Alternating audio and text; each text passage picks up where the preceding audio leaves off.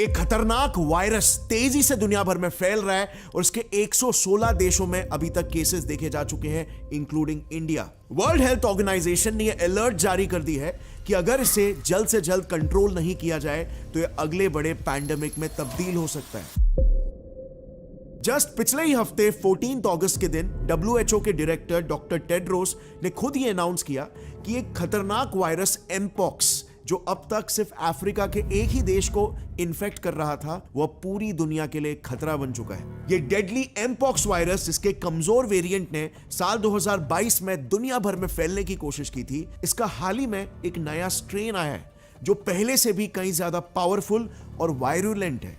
इतना कि with in months इसने सेंट्रल अफ्रीका के इस डेमोक्रेटिक रिपब्लिक ऑफ कॉन्गो देश से फैलना शुरू करके अब ये अफ्रीका के इन 12 देश और उनके साथ साथ यूरोप में स्वीडन, सऊदी अरेबिया और यहां तक कि इवन फिलीपींस जैसे एक ईस्ट एशियन देश तक ये फैल चुका है। और एस्टिमेट्स बताते हैं कि ये नया वेरिएंट कोविड से भी एटलीस्ट 7 गुना ज्यादा डेडली है। इनफैक्ट अभी हाल ही में ही पीएम मोदी के प्रिंसिपल सेक्रेटरी पीके मिश्रा जी ने भी एक अर्जेंट मीटिंग बुलाई थी, जिसके तहत उन्होंने दिल्ली, जहां से सबसे ज्यादा इंटरनेशनल ट्रैवलर्स भारत में आते हैं, वहां 3 major hospitals, Ram Manohar Lohia hospital, Safdarjung hospital और लेडी हार्दिंगे हॉस्पिटल, इन्हें लोगों को क्वारंटाइन करवाने के लिए तैयार रहने की चेतावनी दे दी है। और इसी के साथ उन्होंने बाकी के स्टेट से भी अपील किया कि वो भी अपने हॉस्पिटल्स को इस नई महामारी के लिए तैयार रखें। अब अगर आपको याद होगा ना, तो मैंने अपने इस H5N1 वायरस वाले वीडियो में एक टिपिंग पॉइंट के कॉन्सेप्ट को एक्सप्लेन किया था। बेसिकली कोई भी वायरस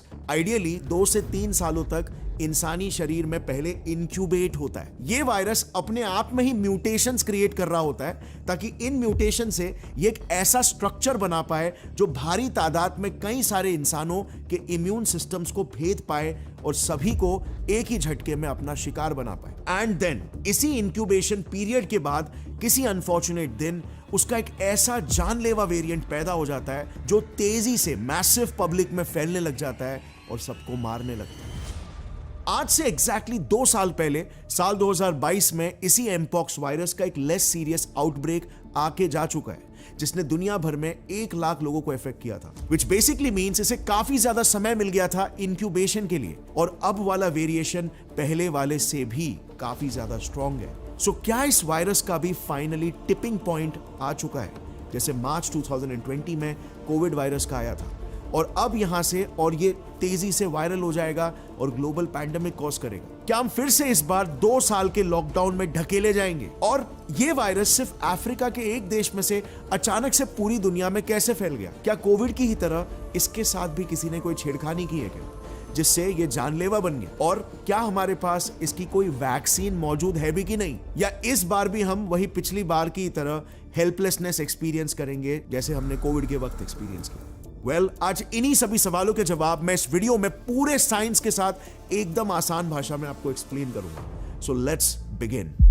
तो देखो, 1958 की ये बात है। डेनमार्क के कुछ वैज्ञानिकों ने अपनी पोलियो वैक्सीन को टेस्ट करने के लिए सिंगापुर से कुछ मैकाक बंदरों को इंपोर्ट करवाया था। जब वो बंदर डेनमार्क पहुंचे तो उन साइंटिस्टों ने देखा कि उनमें से एक बंदर किसी सीवियर वायरल इन्फेक्शन जैसे सिम्टम्स दिखा रहा है। यू नो, सिम्टम्स लाइक तेज बुखार, मसल पेन, स्किन लीजन्स वगैरह। अब अपने इस कंसर्न के बेसिस पर जब उन्होंने उस बंदर के स्किन लीजन्स के कुछ सैंपल्स कलेक्ट किए और उन्हें टेस्ट किया, तो पता चला वो बंदर असल में एक नए अनोखे किस्म के पॉक्स वायरस से इन्फेक्टेड था। और यहीं से उस वायरस का पहली बार नाम रखा गया एमपॉक्स वायरस, यानी मंकी पॉक्स वायरस, क्योंकि इसे एक मंकी में सबसे पहली बार देखा गया था। पर बंदरों से पहली बात तो ये इंसानों में कैसे आया, और आज ऑलमोस्ट 7 दशक बाद ऐसा क्या हुआ कि इसने अचानक इतना खतरनाक रूप ले लिया?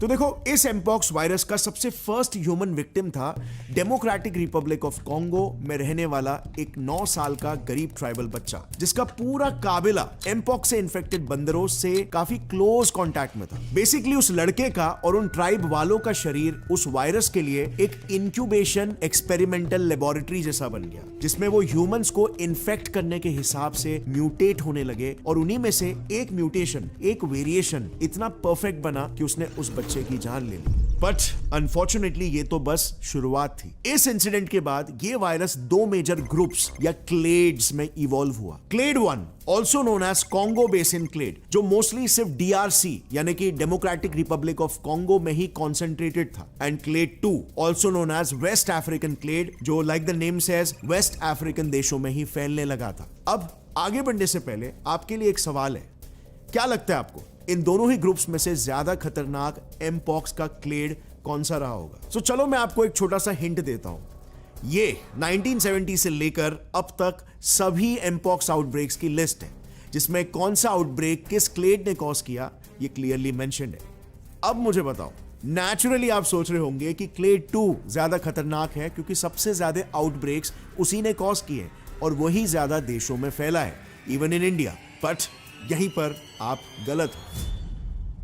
फर्स्टली, क्लेड 1 ज्यादा सीवियर सिम्टम्स दिखाता है एज कंपेयर टू क्लेड 2, और इसीलिए वो बॉर्डर्स क्रॉस करते वक्त आसानी से पकड़ा जाता है और उससे पीड़ित लोग भी दूर दूर तक माइग्रेट करने के काबिल नहीं रहते। Clade 2 on the other hand काफी माइल्ड सिम्टम्स दिखाता है और इसीलिए उससे इन्फेक्टेड लोग आसानी से बॉर्डर्स वगैरह क्रॉस करके दूसरे देशों में निकल लेते हैं। यानी कि ज्यादा देशों में फैलना is not at all equal to ज्यादा खतरनाक वेरिएंट होना। दूसरी बात, क्लेड 2 से लगातार एक्सपोज होने की वजह से इतने दशकों में अब हमारा ह्यूमन इम्यून सिस्टम भी उससे लड़ना सीख चुका है। मगर क्लेड 1 आज भी DRC को छोड़कर बाकी देशों के लिए एकदम नॉवेल वायरस है, यानी कि हमारे इम्यून सिस्टम उससे फाइट करने के लिए अभी तक केपेबल नहीं बने हैं। और यही वजह है कि आप देखोगे क्लेड 2 का केस फैटेलिटी रेट, यानी कि इन्फेक्टेड लोग में से कितने लोग मरते हैं, उसका परसेंटेज सिर्फ 1% है, लेकिन क्लेड 1 का केस फैटेलिटी रेट है 10%, यानी कि 10 में से एक इंसान जो इस वेरिएंट से इन्फेक्ट हुआ होगा वो मरेगा ही मरेगा। अब यस, इन डेथ्स के पीछे डेफिनेटली कॉन्गो का पूरा मेडिकल इंफ्रास्ट्रक्चर भी एक फैक्टर हो सकता है, बट 1% और 10% के बीच का difference is still too high. और प्रॉब्लम बस यही है कि अभी 2024 में जो एमपॉक्स का वेरिएंट फैल रहा है ना, वो यही क्लेड 1 का वेरिएंट है, जो DRC से बाहर, कॉन्गो से बाहर निकलकर अब धीरे धीरे करके पूरे अफ्रीका, यूरोप, मिडिल ईस्ट और एशिया में भी अपने पैर पसार रहा है। बट इंडिया का क्या इंडिया सेफ है? Should we be afraid? Well, आज से 2 साल पहले UAE से सिर्फ एक इन्फेक्टेड केरलाइट आदमी इंडिया लौटा था, और वो भी less serious clade 2 infected. Yet देखते ही देखते उससे 25 लोग इन्फेक्ट हो गए थे और एक की मौत भी हुई। नाउ जस्ट इमेजिन, ऐसी ही सिमिलर लापरवाही अगर क्लेड 1 के साथ भी होती है तो उसका आश्रय और भी बहुत ज्यादा बुरा होगा। करंटली क्लेड 1 के केसेस तेजी से अफ्रीका में बढ़ रहे हैं और इंडियन मिनिस्ट्री ऑफ टूरिज्म के स्टेटिस्टिक्स के अनुसार at least 1 lakh Africans medical education या अन्य वजहों से हर साल इंडिया आते हैं। प्लस 2022 में जो एक डेथ रिकॉर्ड हुआ था ना इंडिया में, वो एक यंग लड़का था जो UAE से लौटा था। वो खुद कभी अफ्रीका गया ही नहीं था, yet he caught the virus. कैसे? वेल, सिंपली बिकॉज UAE में वो एक ऐसे इंसान के क्लोज कांटेक्ट में आ गया जो अफ्रीका से लौटा था। यानी कि सिर्फ उन लोगों को स्क्रूटिनाइज करके मतलब नहीं है जो अफ्रीका से आ रहे हैं, वो लोग भी रिस्क में हो सकते हैं जो किसी भी और फॉरेन कंट्री से आ रहे हैं। अगर हमें इस क्लेड 1 को हमारे देश में घुसने से रोकना है तो हमें सबको टेस्ट करना पड़ेगा, क्योंकि अगेन उस एक अकेले लड़के ने 25 लोगों को इन्फेक्ट कर दिया और हर साल एटलीस्ट 90 लाख लोग रेगुलरली ट्रैवल करते हैं बिटवीन इंडिया एंड UAE। और अगर ये वायरस और भी यूनिक एथनिसिटीज के लोगों को अपना घर बनाता है, उनके शरीर को अपना घर बनाता है, अपनी प्रयोगशाला बनाता है जहां पे वो म्यूटेशंस करे, एडेप्टेशंस लाए, अपने स्ट्रक्चर को चेंज करे, तो इसके आगे चल के और भी ज्यादा डेंजरस वेरिएशंस बन सकते हैं जो पॉपुलेशन स्पेसिफिक भी हो सकते हैं। जैसे 1970s में ही अफ्रीकन ट्राइब्स के साथ हुआ था। हमारी जितनी बड़ी पॉपुलेशन है ना, हम सिर्फ उस वायरस के लिए चलते फिरते लेबोरेटरीज नहीं बनेंगे। Instead we will become big factories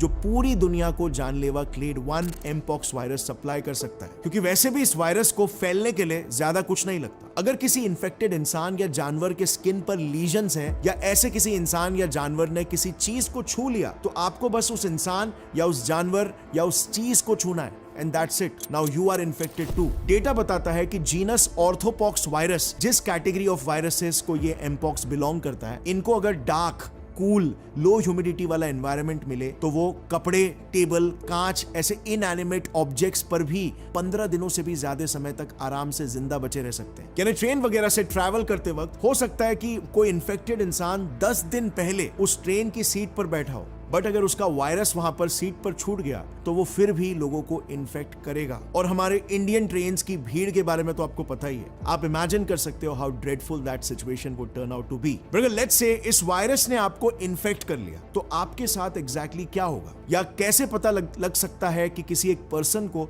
उस वायरस ने इन्फेक्ट किया है या नहीं। तो देखो, like I said, mpox virus के 2 स्ट्रेन्स हैं, क्लेड 1 और क्लेड 2।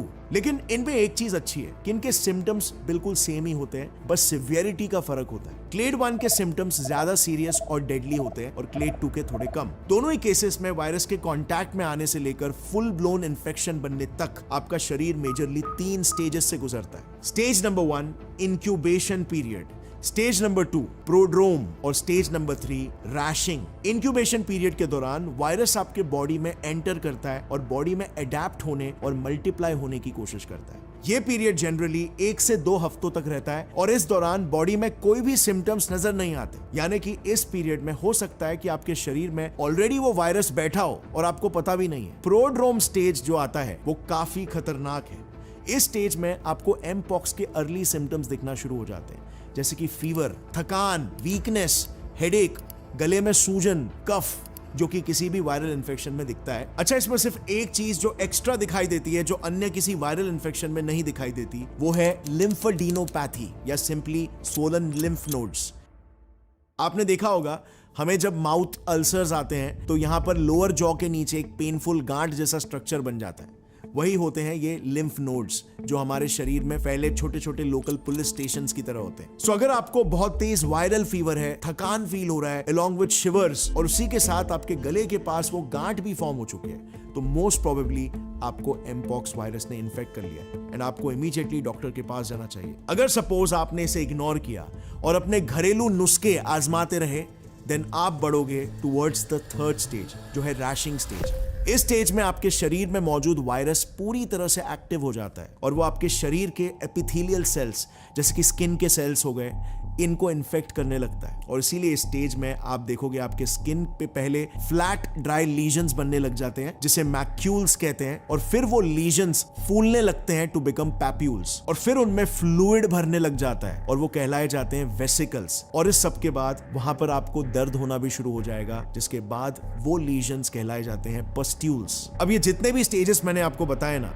माइंड यू, ये बस सिर्फ 1 से 2 हफ्तों में ही प्रोग्रेस होते हैं और उसके बाद आप अपने पूरे मोहल्ले में एमपॉक्स फैलाने के काबिल हो जाते हो। सो अगर किसी को एमपॉक्स वायरस इन्फेक्ट कर लेता है या कोई पेशेंट एमपॉक्स वायरस के सिम्टम्स दिखा रहा है, तो उसे क्या करना चाहिए? वेल, WHO ने कुछ गाइडलाइंस दिए हैं, आपको ये चीजें फॉलो करनी होगी।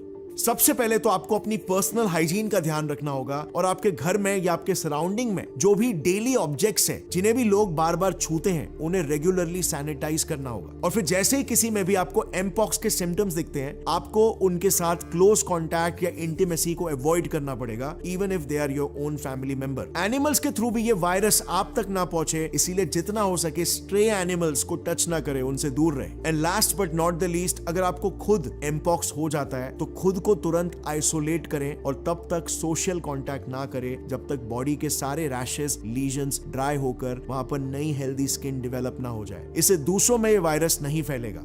और रिकवरी के बाद भी if you are having sex, then use condom at least up to 12 weeks after you have recovered, ताकि आपका पार्टनर या आपकी पार्टनर सेफ रहे। रिमेंबर, इस पूरे इन्फेक्शन में नेग्लिजेंस सबसे बड़ा दुश्मन हो सकता है।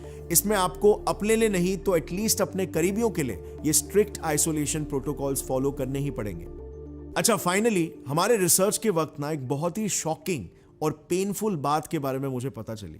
एक बहुत बड़ा पैराडॉक्स भी है ये। सो एमपॉक्स से डील करने के लिए करंटली एक काफी पावरफुल वैक्सीन अवेलेबल है कॉल्ड MVA-BN। लेकिन कोविड की तरह 2022 एमपॉक्स आउटब्रेक के वक्त यूएसए ने दुनिया के टोटल 88% वैक्सीन शॉट्स को होल्ड करके रखा हुआ था, जबकि वहां पर सिर्फ लगभग 32,000 केसेस ही रजिस्टर हुए थे। यानी आयरनी देखो, WHO का सबसे बड़ा फाइनेंशियल सपोर्टर यूएस है, लेकिन कहां तो WHO को अफ्रीका में बढ़ते केसेस को रिलीफ देने के लिए फंड्स या वैक्सीन देने चाहिए, तो उल्टा जिनको जरूरत नहीं है वो होड़ करके बैठे हुए। और अंत में अभी जाके रिसेंटली यूरोपियन कमीशन के health emergency preparedness and response authority Hera और एक pharmaceutical company Bavarian Nordic finally Africa को करीब 2.15 लाख डोजेस डोनेट करने वाली है, जो इनिशिएटिव यूएसए और WHO को पहले ही शायद ले लेना चाहिए था।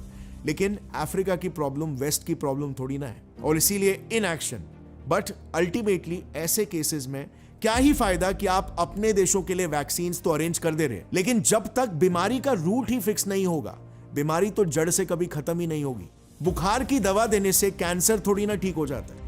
यहां पर मेन जड़ अफ्रीका ही है, जिसे कंटेन करना सभी कंट्रीज के लिए टॉप प्रायोरिटी होनी चाहिए। इवन इंडिया भी इस कॉज में सपोर्ट कर सकता है, being called the pharmacy of the world. जिस तरह हमने कोविड के वक्त गरीब देशों को वैक्सीन प्रोवाइड किए थे, उसी तरह हम यहां पर भी अपना योगदान दे सकते हैं। आफ्टर ऑल, जब तक नल ही नहीं बंद करोगे तब तक जमीन पोंछने का क्या मतलब। और फाइनली फ्रेंड्स, हम सभी को भी मिलकर प्रिपेयर्ड रहना होगा, एक प्रॉपर सिविक सेंस के साथ, और एक अच्छे नागरिक की तरह अपनी ड्यूटीज का पालन करना होगा, ताकि हम इस वायरस के स्प्रेड को जितना हो सके लिमिट कर सकें।